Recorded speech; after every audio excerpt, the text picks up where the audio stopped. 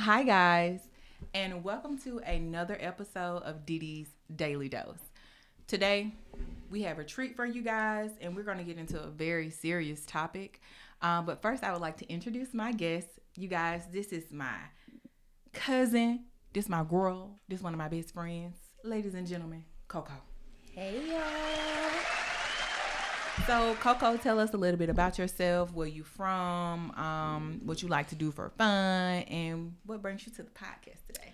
Okay, I am a busybody mostly. I like to work. I'm from Atlanta. I was born here, but I've been in Atlanta for like 20 plus years. And I moved down here like a year and a half, almost 2 years ago. It haven't been 2 years yet? Mm-mm. I thought we had hit the 2 year mark. No. So, as women, we endure a lot of situations. We experience a lot of different relationships. And I think Coco's story will resonate with a lot of women and allow us to feel a bit of community. And also, this may be a situation that you're currently dealing with and you're not sure what to do. So, before we really dive in, tell me a little bit about like how you grew up, like your relationship with your family, i.e. me, but just kind of like how you grew up and how it shaped you as a person. Well, growing up, we used to like, mostly you got your mom. Your dad might pop in and out, but you mostly got your mom or whoever she fooling with at the time. Mm-hmm. But it's just y'all. So you don't really get that guidance of what's right and what's wrong. You got to figure that out a little bit once you get your feet wet.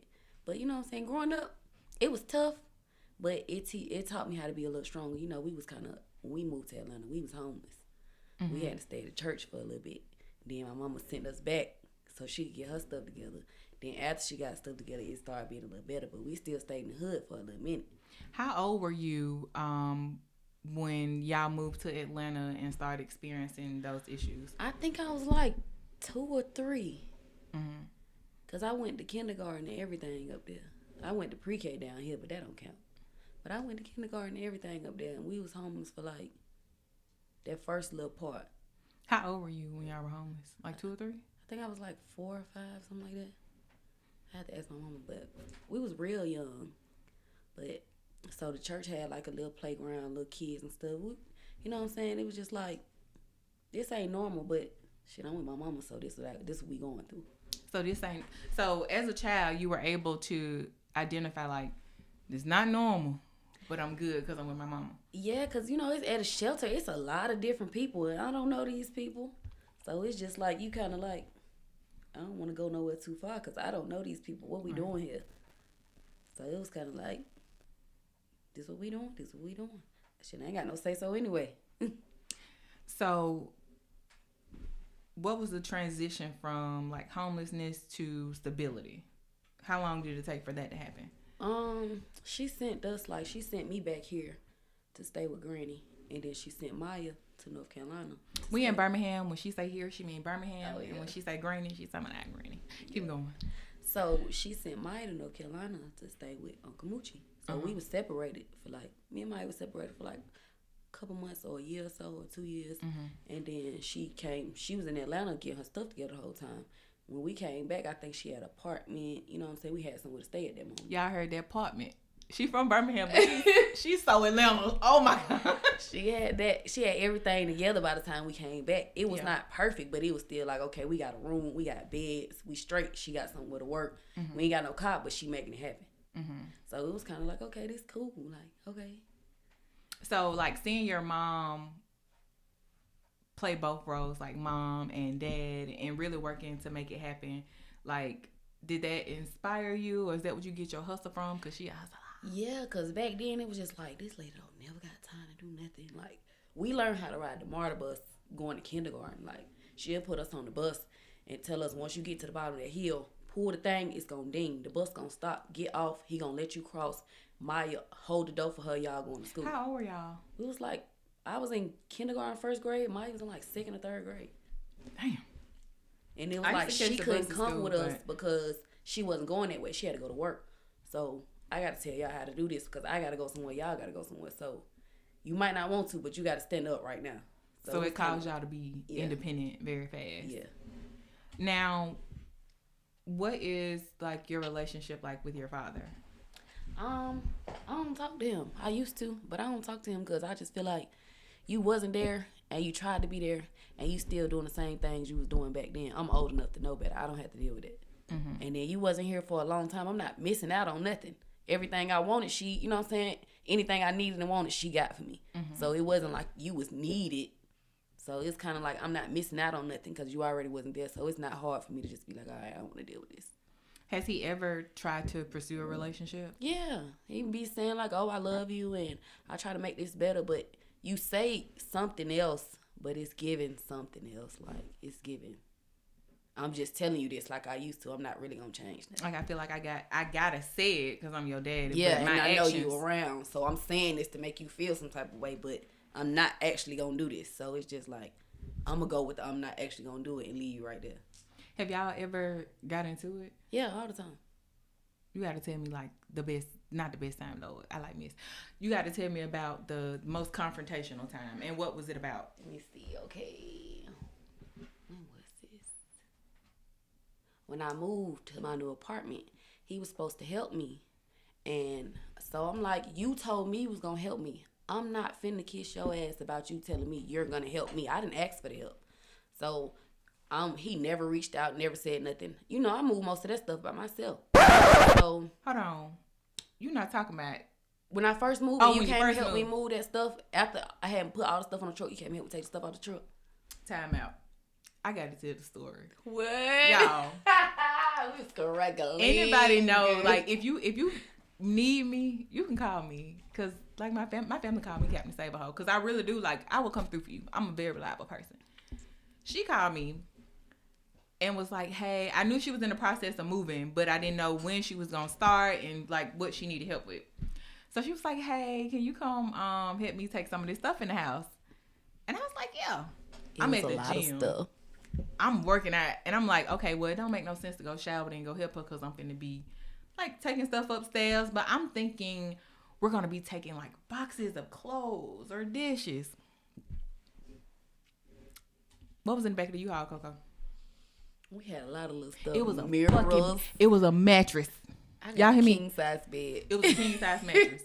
So when I pull up, I'm looking around because I'm like, what the stuff that I'm supposed to get? But I see her going in the back of the U-Haul, picking up this shit like she's Stone Cold Steve Austin and then taking it up the steps. So I'm like, hey, somebody got to do it. Okay, I guess this is what we move. So then I'm like, bro, why don't you tell me it was all this stuff? I got homeboys. You got to just buy some pizza and some bill, and we'd have been good. But it was getting dark, and she had to return to U-Haul. So I'm like, oh, fuck it. I got to help her. Y'all, we picked that king-size mattress up. It was at least 1,500 pounds. It had to be. At least. It had, that motherfucking mattress was so big. So we carrying a mattress. Now, up until this point, we've been dropping everything else, but we can't drop her mattress. Like, your mattress can't touch the ground. So we decide we're going to pick it up and we're going to run with it. Mind you, she lives upstairs. And not just a straight shot. They go up, turn a little bit, and go up some more. Y'all, we out there maneuvering that mattress up them steps, and Koko just disappeared. So I'm like, I'm getting mad. Because I'm like, this ain't no motherfucking time to be playing. Where you at? Where you at? And all of a sudden I heard, help. And I was like, you under the mattress? Y'all, the mattress had fell on her. And I'm literally outside. We on the steps. The mattress on top of her on the steps. I ain't really got the strength to lift it. Struggling. So I'm outside like, help. Help. Nobody helped us. But yeah, that's the story about I didn't know your dad was supposed to help you move because I'd have had some words for his ass because yeah, he was. He worked at Lazy Boy and everything, so it was giving like, bring some of your coworkers. Y'all, it was bad. I'm not exaggerating. It was bad, but anything for my girl. So keep going.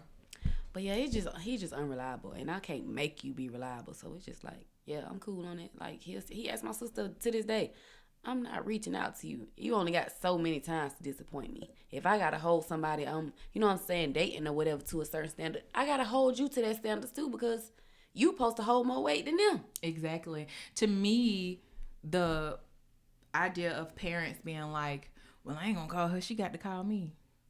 I didn't ask to be here. Like, you're my parent. Yeah. Like, you should always be checking in on me.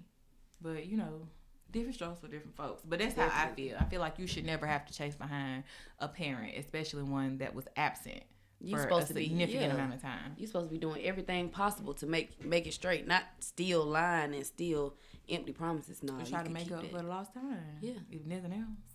But yeah, I just did away with it. I don't be looking back. I be forgetting we even fell out. It just is what it is with me. Okay, so let's go back a little bit. So y'all in Atlanta, you know, y'all got stability because for my entire like adolescent life, y'all lived in Atlanta. And what was the time frame between, okay, we've moved, we good now, you know, mommy getting her shit together, like how was that? Tell me about like that stage. It was kind of like we started going to school in DeKalb. So I went to Indian Creek Elementary, like the whole time from like first of kindergarten till it was time to transition to the other school. So it was kind of like shit. It was cool at that point. Like we in an apartment, you know, we got aunties and uncles. They sending us stuff, clothes and stuff. One thing about it, she made sure we was fresh. I don't care what the circumstances was, we was fresh. One thing about it, hair done. She bought us beds. After we moved, it was just like, okay, we was there, but now we here. House clean, everything. We got food. We was straight. It was like we might not be in the best of neighborhoods, but inside this house, we straight. Like we started babysitting ourselves at that age. Which is crazy because, and it ain't right. But me too. It just be like, what else can you do? This is what your parents going through, so they ain't got no help, and they might not have the extra money for you to go to no babysitter, so you gotta mature right now. And we talked about that on the last episode, the concept of like latchkey kids and what that means, but it was no, I didn't know that it was normal until I didn't know other kids wasn't doing that either. They like, babysitter. I ain't started staying home by myself till I was 13. What? We been doing this. I was 6. I'm telling you. You just look, the food already made. You know not to answer the door. Like, watch TV all day. You in the house by yourself. You and your siblings might get tussling every few hours, but don't leave this house. But girl, me and my sisters used to be in there fighting like cats and dogs. Well, we used to be in there doing eat. Give me the game. Boom. Girl, I tell you what, and maybe one day you guys will get to meet my older sister, Alicia. She used to be in that whole monkey stomping me. You hear me? Not used to monkey stomping. Fighting with all my life, but she was just so strong. It'd be like, wait till she leave.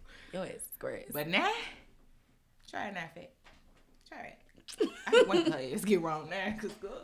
Okay, so back to one of the most important stories that I wanted you to share was your experience in your previous relationship. And it was a negative experience, but I think it was a lot of lessons to be learned.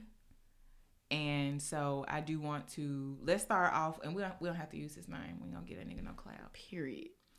Let's start off with like how y'all met. And again, guys, we are transitioning into a conversation related to domestic violence. This can be triggering. So this is the opportunity for you to either pause it or fast forward through it. But yeah, without further ado, how did you, and we're going to call him Chris. How did you and Chris meet? We met when I was working at this warehouse. I'm thinking he a regular nigga. Like, okay, he cool or whatever. Soon off the rip, he buy me breakfast every day, giving me money off the rip. So I'm like, damn, he applying. So y'all were working together. Yeah, I ignored him like the first 3 times. And then every time I used to go to the back where he worked, he'd push up on me like, what's up? I don't want to talk to you. I pushed up again. He like, here, go get you some breakfast. Oh, you applying pressure. Go get some breakfast. And again and again and again. You doing this all week. You being consistent. Yeah. So now you got my attention. Yeah, what's up? How you doing? So then once we start, you know what I'm saying, fooling with each other, like hanging out, like we hung out outside of work the first like 2 weeks. I pulled up on him. He get in the car off the rip, talking about I love you. I said, I'm finna 2 go. weeks? Yeah. I'm hood niggas be crazy. I said, I'm finna go. Like, what's up? He was like, you don't gotta say it back. I just know I love you. I said, I ain't with that. Like, I don't even know you. That's a form of like love bombing. Like, I'm gonna get you in the beginning and I'm just gonna shower you and kindness and I was love. like, that type of stuff scared me away. Like, what's wrong with you? I love you in 2 weeks. Oh, yeah. You don't even know me. I can't say nothing. I think I done did that before. But this about you. That's scary. Like, you don't know me. Like, what? So it was just like we started like hanging out, kicking it and stuff. So then I started to find out like you just started working here. Where you getting this money from? Oh, okay. This was going on. What was going on? He working there for just to be working there. You don't have to work there. Like she was a shammer. No, he in the streets. Out here in the streets. So it's just like, oh, this what you doing? Like, oh, this where your money coming from. This why you can break me off every day. We ain't got paid yet. You already got some money. And you just like, after the fact, I'm just knowing you just start working there because you just got out. Like, the day I met you, you got out. I didn't know that. Wait a minute. Then he got out, went right to work. Wait a minute. The day he got out was the day you met him? At work, yeah. I didn't know he had just got out. I didn't know that till after, like, weeks and stuff after that. I ain't know that. Like, I wasn't trying to How did you find out? He mentioned it? Yeah. He was like, we was talking about something. He was like, yeah, when I got out, they told me I need a job, so I went right up there, and they hired me on the spot. So I started working that day. And I said, oh, okay. Background check, social security card, and then you just, what is it? You know, because I'm on. They don't do that. Like, if you go in the temp place or something, and you need a job, and they got openings, they'll send you right out there. They don't get your personal information or nothing? Yeah. Okay. They ain't gonna tell. They ain't gonna tell me. He know what's going on. But they ain't gonna tell everybody else like, oh, this nigga just got out of jail. Okay. So you found out he had just got out of jail. Was it to the point where like, well, we too deep now? Or was it like, I mean, I'm gonna be honest, a little jail time, that ain't necessarily a deal breaker for me. Yeah, me either, because I was like, oh, okay. I don't do repeat offenders. But you know, we all had a little run in with the law.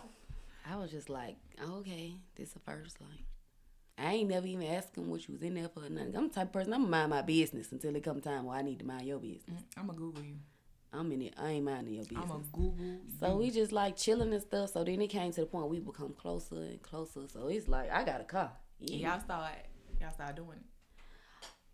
Probably like 3 weeks into it, we had went to a hotel and stuff. Then I was like, it's that fresh. Okay. What is it? Who this? But yeah, I was like, okay. So then after that, it was just like, okay, we cool. We getting to know each other. Like, I'm pulling up to his folks' house all the time. Like, so they getting to know me. So whole time I'm thinking the people at the house ain't nobody who I think they is. I'm thinking the daddy, the brother, the daddy. I'm too confused. What? They look, the ages, it just look crazy. They all look the same. Yeah, so okay. I'm just like, okay, you know what I'm saying? But chilling. At this point, like, it's your man. Yeah, like, don't play with me at this point. We hanging out. You feeding me. You giving me money.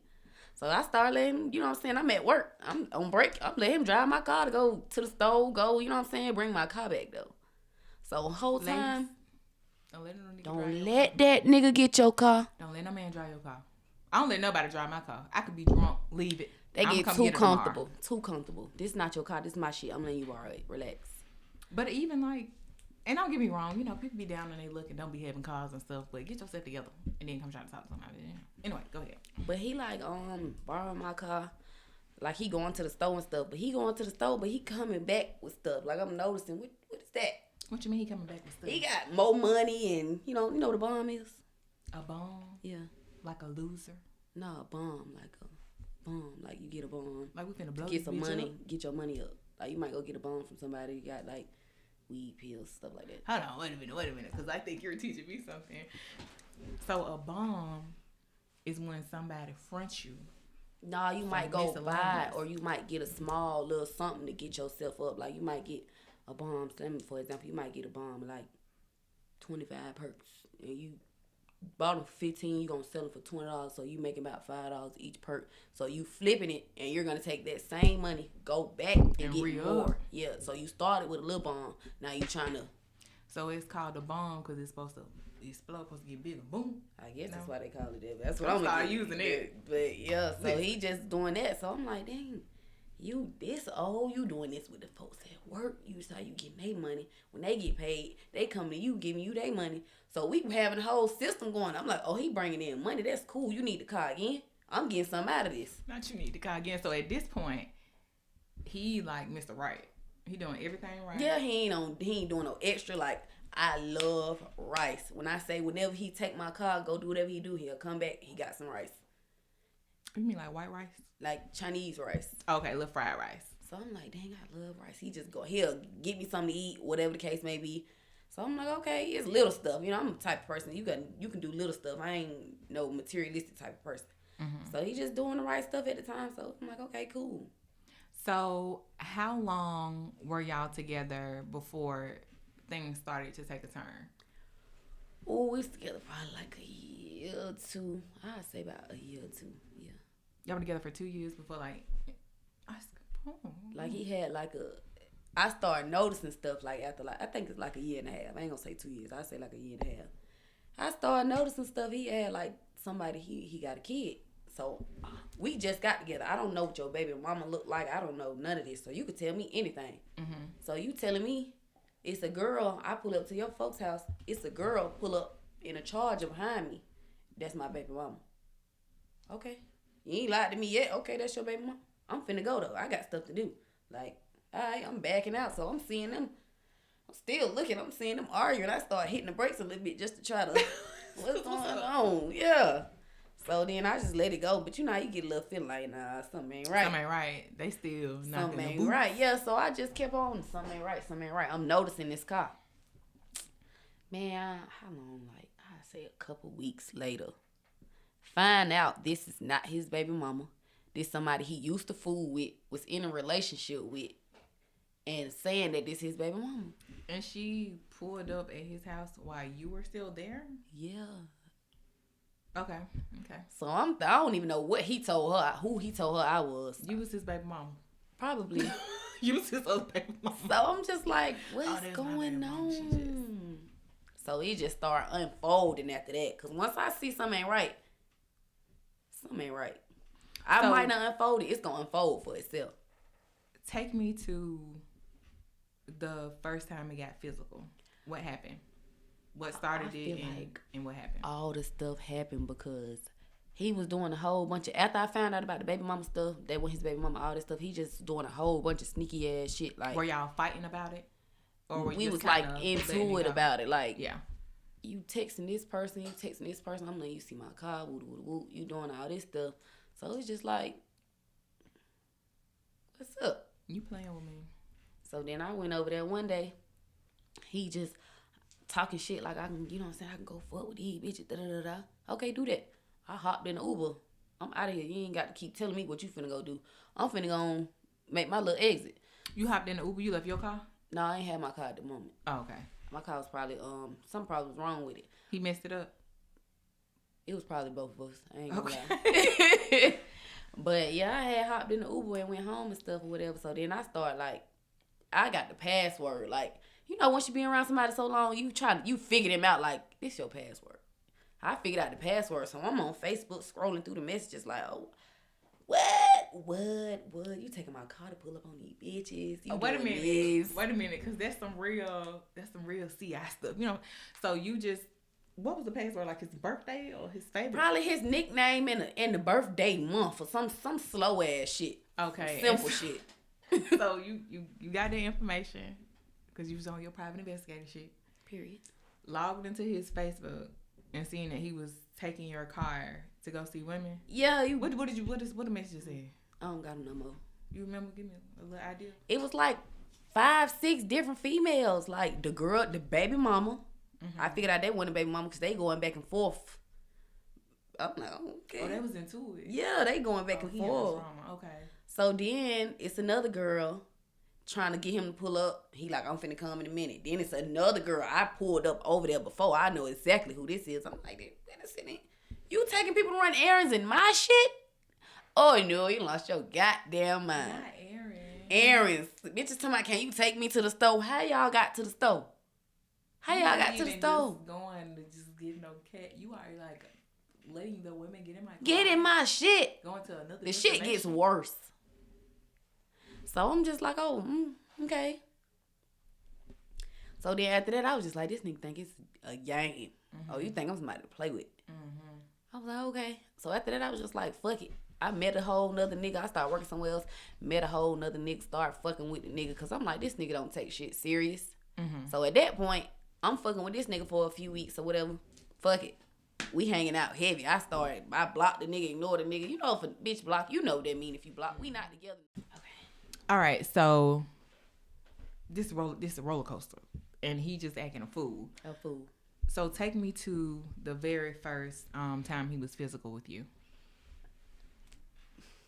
I think it was Valentine's Day. It was the day before Valentine's Day or the day after Valentine's Day. And I found out he was, you know what I'm saying, you in Walmart looking for me a gift on the phone with a bitch. How that work? I'm confused. I was confused too. How did you find out? Because I looked at his phone and you was at Walmart and you're on the phone at Walmart trying to get me a gift on the phone with a whole nother bitch. So after I found that out, I had told him, like, I stayed on Terra Boulevard at this point, like, on the corner, like, right by the light. Some folks probably know what it is. But, so at this point, I'm in the house, like, packing his stuff up, like, you got to go, Holmes. I start rearranging my living room, minding my business. You got to go. I'm not finna go nowhere. You got to go.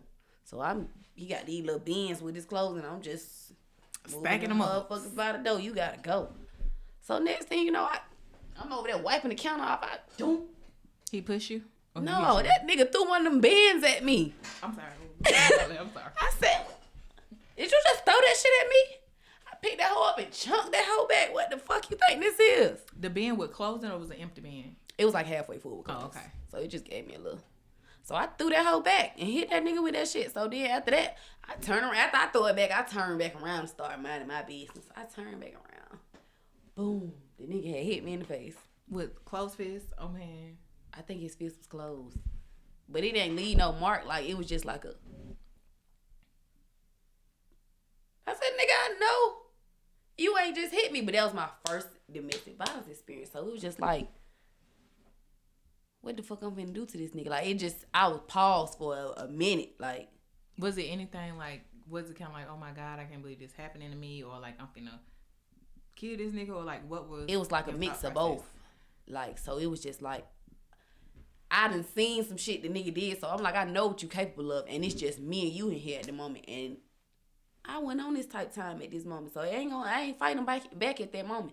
I had went outside, walked, I called my homegirl and told her what happened, and he just like following behind me talking shit. I'm just like, I ain't finna fight you back. I ain't finna do none of that right now. So I'm just like, I ain't know what to do, because it's just like, I ain't did none of you that bad to where I deserve that. You did that shit to where you needed to get out. I ain't do that shit to make you have to get out. You did that. So then my homegirl pulled up. We just laying in the bed. Like, I got a picture of everything. The day that happened, I got a picture of how my face looked when it happened. So it was just like my homegirl pulled up. We was talking about it, whatever. He disappeared because he seen me on the phone. He didn't know who I was on the phone with. After he seen me on the phone, he disappeared. So I don't know where he went, where he was at, but my homegirl pulled up. We just laying in my bed talking. She like, you okay? What? If he come back, we gonna beat his ass. This what we on. So I'm like, okay, cool. I got somebody here with me now. Because if it's just me by myself, you know what I'm saying? I done fought the nigga a few times, but by myself, no. So it was just like, yeah, that was the first time. After that, it just made me feel like, this shit not happening to me no more. Like, after that, I started fighting.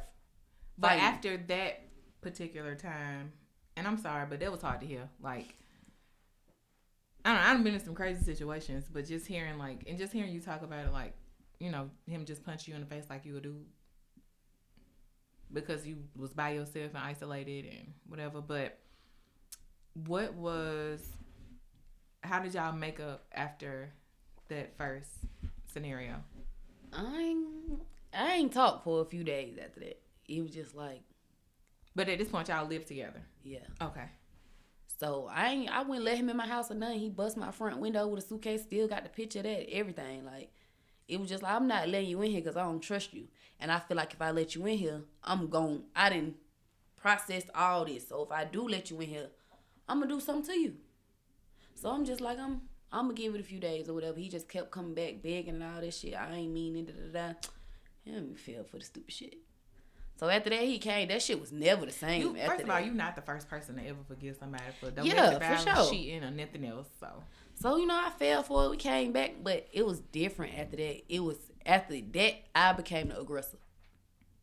It was just because like, it probably was more of like a survival thing. Like, yeah, I got to get you before you get me. After that, it was like anytime we get into it, any hands get to moving, I'm automatically putting you in the headlock. Automatically, I'm on go first every time after I that. wish we could show y'all how small he is, so Yeah. y'all could see that. Like, she's tiny, but she thick. He like a little twig with some twigs for arms and legs. So when you say you put him in the headlock, I could definitely, I see that. After that, it was like, I got to get you before you get me first every time. Like, it was just like we, at this point, battling. Like, I let you get me that one time, I never let you get me again. So was there a period of like peace after the first incident, or was it just confrontational consistently after It was that? a period of peace because at one point he kind of cried about the shit. Like, I ain't mean that shit. I just don't have nowhere to go and da-da-da-da. But that don't have nothing to do with me. I'm younger than you. That don't have nothing to do with me. I got this shit by myself. Everything in here I paid for. Whole thing I paid for by myself. You not having nowhere to go don't got nothing to do with me. That ain't cause for that. So it was kind of like, I ain't feel no sympathy for the shit, but it's like, what you gonna do now? Like, how you gonna change now? So after that, he kind of like was kissing my ass, trying to do that shit, but he not the type of person that kiss ass. It will last for a few weeks, and then he be like, I ain't finna keep kissing your ass. Well, bitch, you really don't feel bad. Was there ever, like, in between the confrontation, did you ever find yourself like, what the fuck am I doing? All the time. Yeah. What was the driving force behind you staying after the confrontation? We've been through so much stuff people don't know, like a lot of stuff. So it was kind of like, you need somebody, I need somebody. We mud brothers. Girl, you're gonna make me cry. Okay, so let's pause this for quick. Okay, so I will say, like I told you guys before, we're related. This is my cousin, but this is my dog too. Like, so from like my point of view, I didn't really have a lot of insight into what was going on unless you shared it with me, because I'm not really into like the family gossip. Yeah. But if it was something going on, I don't think your mama would have told me. She probably just would have told her sisters. But I'll never forget, we were on the phone and you just randomly called me, which wasn't something that was like uncommon, but I could tell something was wrong. And I'm like, where you at? And he was like, outside my apartment. And I was like, why? And he was like, because. And you were like, we got into it. And he got a girl up there. And when I tell you, like, one of the most difficult things once I found out about the situation was the distance between us.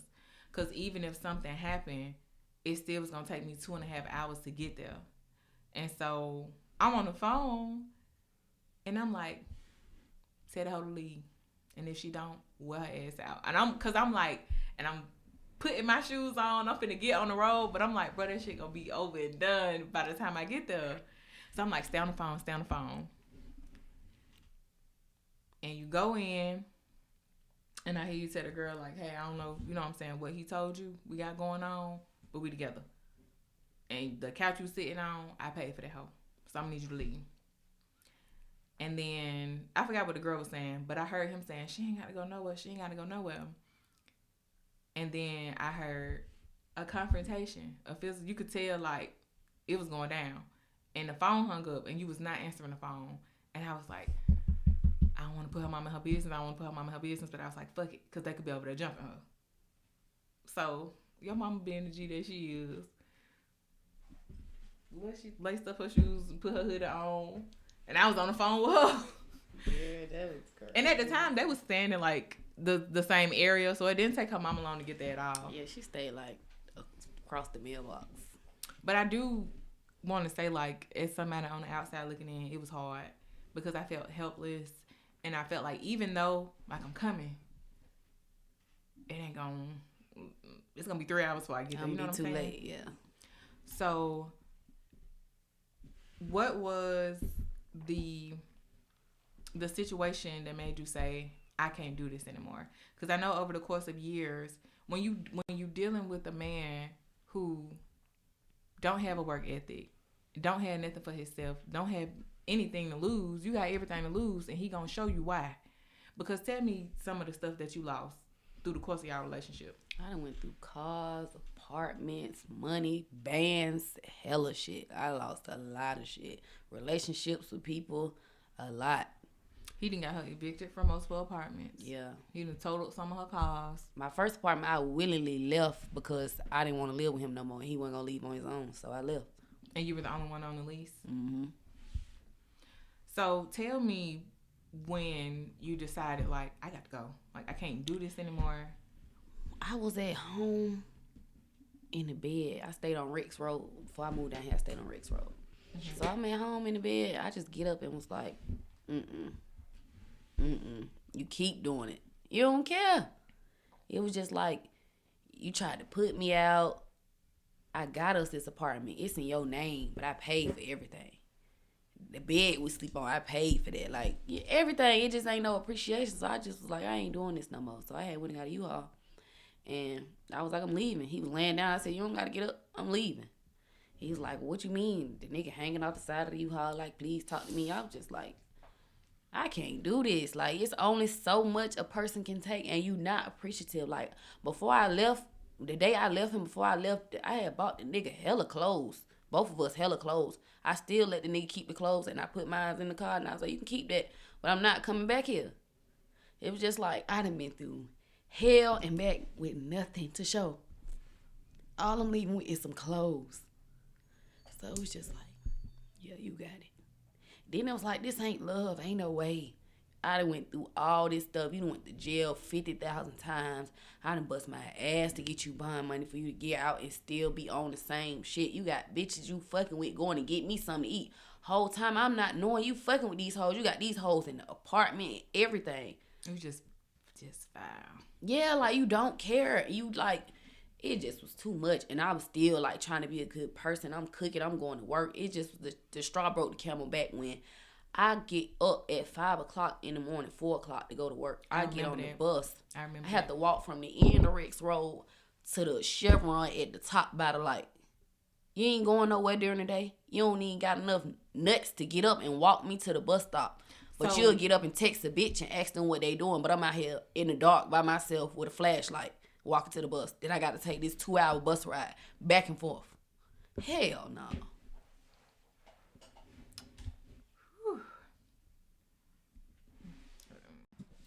So I know one of the situations that was difficult for, I think, just like the family in general, was something happened. I can't remember if like y'all got into it or he was trying to put you out or whatever the case may be. But you called me and you said, come get me. And I flew. Got you. And you were getting like established. You had only been here for like 2 weeks. And then you was like, I'm finna go get some of my stuff. I'm coming back. And you ain't come back. The mix was, I don't like it down here. And it was, girl, you is from here. Wait a minute. Don't be doing no Birmingham stuff. I don't, though. It's a difference. So it's kind of like, I went back to get my stuff. The nigga talking good. And now you having a little more money and motion. So I'm like, shit, I ain't got to go down there and go to work. I can come back, you know what I'm saying, do what I've been doing. Cook, walk my dogs, and go mind my business. When I tell y'all the family was in an uproar. It was like, that motherfucker done lost her mind. One thing about it, baby, they know I'm going to do what I want to do. Yeah, she definitely is like the, I don't even know the word. What is it when you, she's the rebellion. Yeah. Is that the word? The rebel. Yeah, that's the word. She's the rebel of the family. If they say we having a pool party, she gonna be the only niece out there with a thong bikini on. She do not care. Cause why y'all can't tell me what to do? This is my life. But so the family was very upset. And the thing is, people who deal with like domestic violence and abuse, a lot of times there's a connection or a codependency with their abuser, and it's not easy to just, you know, cut the rope and say, I'm out. Yeah, for sure. Cause I definitely used to be one of them people. I ain't never fuck with no nigga that do that. Da da da da. Cause you got a bond with somebody and they show you a different side of them. You already got the bond it's hard to break the bond because I know stuff you've been through that other people don't know. So I factor that in. Like, I ain't just gonna turn my back on you like these other folks did when you was going through this. I'm trying to stay solid. Now what you doing? But you not giving me that. What you doing now? Yeah, I ain't. Turn that back? Yeah. I do not give second chances now. I bet if you get a second chance, you better use it. You're lucky.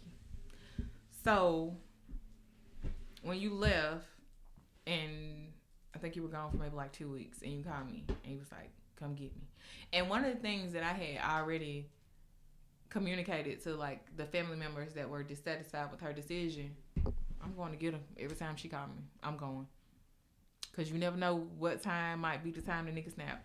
I'm coming to get you every time. I don't care where you at. I don't care what time of day it is. I'm coming. And what we did. Got up out of there. It was on. Thank you. Now, I do want to talk a little bit about, like, your transition when you got to Birmingham. And, like, I do feel like it was a little bit of a culture shock for you because you spent, like, your whole, like, 90% of your life in Atlanta. And Atlanta is, like, a very fast-paced city. Birmingham, we are a lot of fun, but we are not as progressive as Atlanta. I will say that. So how has, like, your time here been? I mean, when I first came down here, I was lit. I'm outside having a good time. But then I started realizing, like, the people, it ain't really the situations and the places, it's the people. Like,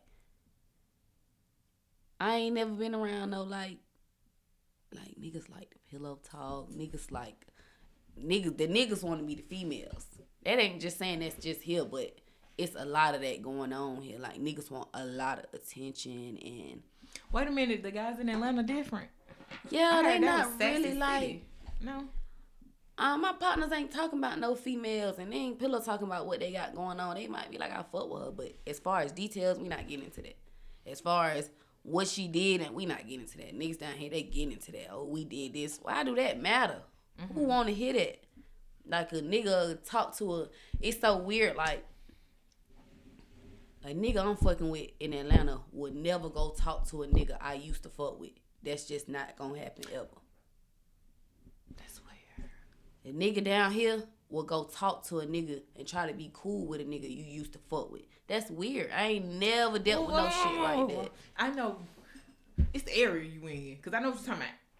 It might be the area, but I ain't never. It's the area. Because I'm going to tell you. And I ain't going to put this particular side of town on the map. But we do not like you Negroes. Okay? We do not like you Negroes. We don't. And then no tea, no shade. Don't come find me. Stop all that pillow talking. I mean, to me, they're just a different, them some different type of guys. It's like they want attention. They want flowers. They want to be courted. They want to be taken on dates. What is this? Who this for? So, what are some of the highlights from the time that you've been in Birmingham? I like how everybody know each other a little bit. Like, I might go out and I might be like, I seen someone before. I know your grandma. What's up? How you doing? I like how everybody kind of like, you know what I'm saying? It's like a family thing in certain areas. Like, you can go out, have a drink or two. Mm-hmm. You know what I'm saying? You might not know this person when you walk in the door, but you in there for a few minutes, you don't realize you know this person. Now we all having a good time. Mm-hmm. Everybody like one big happy family. I do like that. Because a lot of places you go somewhere, it's a real big tension, animosity, all that. But it's like a good time. Like, back home, front porch type of good time. Like, you might not fuck with us, but we gonna have a good time. I don't know if we I like drink. that front porch shit. It is, because you know everybody know everybody. We turning that back porch up, so I can't lie. Everybody know everybody. Like, at work, you might not. Like, where I work at, I might not have known I know you, but now my cousin telling me we related. That's crazy to me. I never went through that back there, so it's just like, now this is crazy. I know all these folks. Like, people that be on the news and stuff, they be telling us we know them. It just be like, what? We know them. I get a new cousin every week. I be like, okay, cousin. You don't remember such and such? No, I was like 3 months, but go ahead. Continue. So what do you look for now in a relationship? Having been through, because you guys were together for 5 years, and so for like the last 3 is when it was really kind of bad. And so based off what you've learned, what do you look for now? I gotta see how you act when you get mad. So do you do stuff to make them mad? Yeah. What you do? I might just like irritate you or do something just to see how you gonna explode, what you act like when you mad. That's very important to me. Like, are you gonna switch up? You gonna start doing, you know what I'm saying, little shiesty stuff, or you just trying to make me mad? I ain't finna pay you no mind. Or when you get mad, are you gonna put your hands on me? Like how far you gonna go when you get mad, so I know, you know what I'm saying, what I'm dealing with. So as far as in a partner, in a relationship, you know, the things that you look for outside of like, I need to see you when you get mad, what are some of the other traits that you look for? You gotta be a gentleman. You gotta, like, I don't want to open the door. You gotta open the door. Buy me food. You gotta care about, like, what I'm, you know what I'm saying? If I'm telling them I'm having a bad day, get to the bottom of why I'm having a bad day. Not that I'm just having a bad day. Not I hope you have a good day. Like, what's really wrong? Care. Like, sincerity. What can I do? Ask me my goals. I want to ask you your goals. What you plan on doing? You know what I'm saying? What you see yourself doing? Are you just gonna stay in this situation forever? Like, I want somebody to be real with me, solid, because I'm gonna be real and solid with you. In the case of this particular ex, does he still? Yes. Like, damn. What is he saying now when he's reaching out? He want to try to get back together. Oh, you working. You know you don't got to work. You fuck with me. And I got a new number, everything. Every time you get a new number, he called me. I ain't changed my phone number since we've been together. I had the same phone number. Is he apologetic when he called, or is he more so like just try to act like it never happened? He kind of apologetic, like, you don't want to talk. Like, I tell him all the time, stop calling me. I don't want to talk to you. It ain't nothing to talk about. Like, nothing to talk about. Now he be like, you don't want to talk. Like, I'm a changed person. You're still the same person. I know you're still the same. I know you. Have you ever had any moments where you missed like your relationship? Because 5 years is a long time, and it's a lot of like familiarity there. It's a lot of loyalty there. And I'm just used to you. Not gonna lie, no. No. Cause I feel like I gave you every chance I could have gave you. Like, I love hard. I gave you everything I got. Ain't nothing else for me to give you. So it's just like, you messed it up. You controlled it. I feel like your partner in a relationship, in a sense, controlled the narrative. Mm-hmm. You controlled the narrative. You could have changed, and it could have been a different outcome. You didn't want to change, so this is the outcome you wanted. You stuck with it. Okay.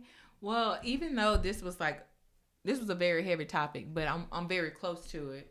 I do want to say, like, I think for women out there that are maybe previous victims of domestic violence, or if you're currently in a situation, there's a light at the end of the tunnel.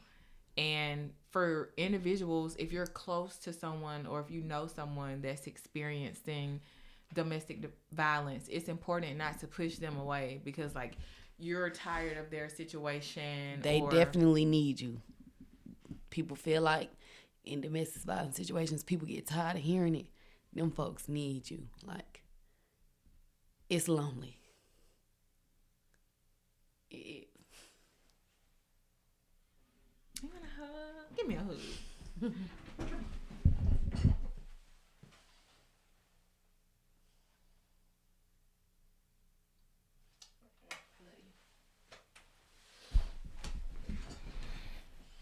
And the thing is, like, everybody won't understand. But for the people who have been on the side that I'm on, don't leave them alone. Don't be judgmental. Don't impose, like, oh, girl, if that was me. Because sharing an experience like that is already hard, because the person doesn't want to be judged, and they don't want to be looked at in a certain way. So for them to feel safe enough to share that with you, and then you come back, well, I do this and I do that. It's natural for us to hop into a more protective mentality, but check the temperature of the person you're talking to, because you don't want to run them away. Yeah, because I definitely got all that, and that made me feel like I stopped talking to everybody. Except? Yeah, I still reach out to you and stuff, but as far as everybody, I wasn't talking to nobody, because it was just like, y'all want to tell me what to do instead of listening to what's going on, like what I need right now. I don't need nobody to tell me what to do. See what's wrong and what I need, You can't make me leave this nigga, but I might need a talk. I might need to go out to eat or have a good time. I might not even want to be on that right now. But you gonna force me to be on that, so I don't want to talk to you no more. And I think that was something that was like really important for me because we had somebody that was close to us in a crazy situation, and the family just was like, fuck it. Very judgmental. And I was still there, and you see the toll that it takes on a person when they're pushed into isolation. And so, because now it's just you and your abuser. Because everybody else upset with you for being abused. Right. So it's like we was falling out. Now we back friends because you're the only friend I got. So I just made sure to let her know that it was no judgment. Whenever she called me, I was going to come. I didn't care how many times it was, and I didn't care what time of night it was, because my mom was a victim of domestic violence, and as her daughter or children in general, we got a front row seat. And so it leaves a stain on you, but you also understand the importance of not allowing that person to feel isolated. Because if I had someone, or if my mom had someone to reach across the aisle when everything was happening to her, she'd probably be in a much better situation. But anywho, we're gonna lighten it up a little bit. Let's toast, because we double cupped up on a Monday. So I want to play a little game. Okay. We're gonna play either or. Once you pick a scenario, you gotta tell me why. Okay. Rich and not famous, or rich and famous? Rich and not famous. Why? Because we don't need all that attention. We got the money. Okay. I might get the attention to get some money, but if you got the money without the attention, I'm taking rich and not famous. We can be ducked off. I don't have to worry about nobody chasing you down, doing all this extra stuff. We're rich in peace. I want to be rich in peace. I don't want to have to be like, man, you got 59 hoes. Okay. So, would you rather have your most disgusting sexual act leaked to your family via video? Or would you rather have an NBA team run a train on you and nobody ever know? I ain't with all that train running. The family can see what's going on, baby. They know I'm not a thought, because that's cool with me. Girl, take me to the locker room. Don't take me to the locker room. I'm scared. What our folks got to say. Let me give it a look. Am I getting paid for the video? So what's the reason for it? What's the reason you would choose the video over the NBA team? That's bodies. The Your NBA husband team, might be in that locker room. that's bodies. You're a train. That's multiple niggas. I'm not for that. One and done. One and done. Y'all can see this video. Like, I'm not letting multiple niggas do that. No. Okay. I feel so bad about myself. I would.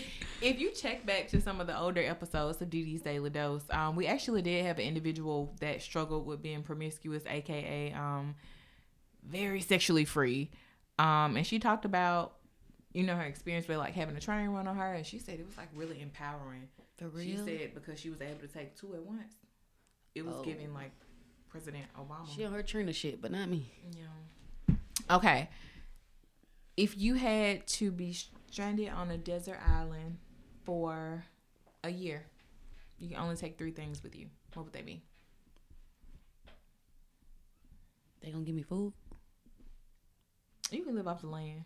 Eat some bananas or something. Dang. I might take a little TV because I like to watch Power and stuff. We're going to assume it's electricity on this remote island. What else? I don't think I really want to take my phone because I'm stranded by myself. You stranded, yeah. I want to talk to y'all.